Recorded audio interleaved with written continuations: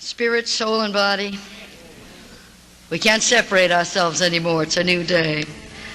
It's been a joy to share with you. I have met your pastor's wife at a retreat some time ago, and graciously was invited to come here, and over a period of time we were able to do that. I came to you Friday after a long trek on the road, very, very weary. And isn't it good that the Lord is not in bondage to our weariness? Aren't you glad? And this is a day, and we spent all of Friday evening talking about the period that the church is in today. I believe that we're in an interim period. We're between moves of God.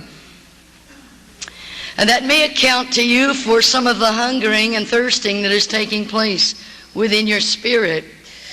Indeed, you may have been wandering from place to place trying to find something that you crave. And I think that the Lord is going to say some things to us today that will help us to understand what our part in this interim period is. For that's the cry of the believer. Everything which can be shaken is being shaken. We know that, don't we? Don't we? And indeed, there are times when I think myself is going to go through the sieve. Have you ever threatened the Lord with, Lord, I can't take it anymore? And the testings and the trials and the problems and all of the heartaches that our brother said earlier we can look at are not to be even measured with the purity that's coming forth. The Lord says, I will have a people. I will have a church. My church will be without spot or wrinkle, and I will build my church. And of my church, I need to say this, the Lord said, the gates of hell, though they will endeavor to prevail, shall not prevail against it.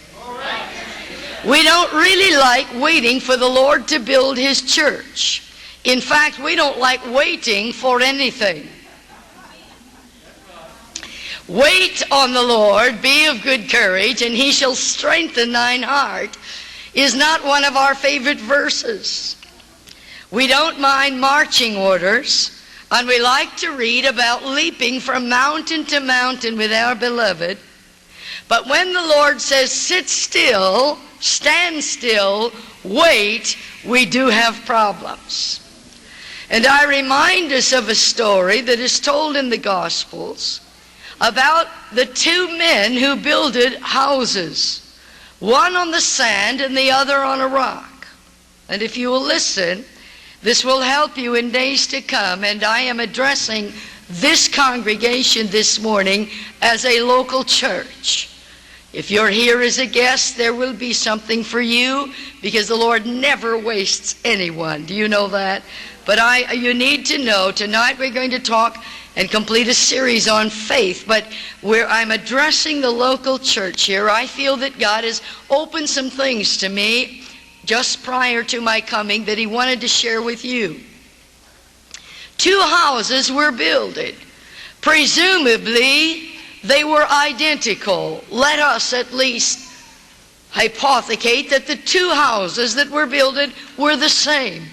The same materials were used in each. The same area of expertise in building.